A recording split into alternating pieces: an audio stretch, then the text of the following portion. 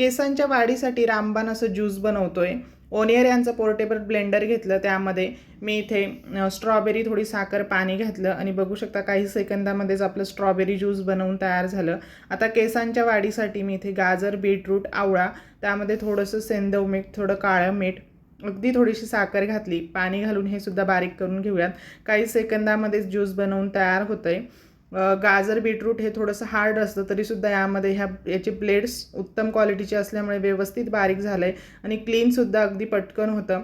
अगदी 2 ते 3 सेकंद फक्त फिरवून घ्यायचं, त्याचं ग्लाससुद्धा हे व्यवस्थित क्लीन झालं आहे। ह्या ग्लासचाच तुम्ही बॉटल म्हणूनसुद्धा वापर करू शकता, यामध्येच हे ज्यूस पिऊ शकता। जर तुमची लहान मुलं असतील तर प्रवासासाठी हे पोर्टेबल ब्लेंडर खूप उपयोगाचं आहे। जर व्हिडिओ आवडला असेल तर व्हिडिओला जास्तीत जास्त शेअर करा। मस्तच असं ॲपल ज्यूससुद्धा आपल्या इथे तयार झालं आहे। धन्यवाद।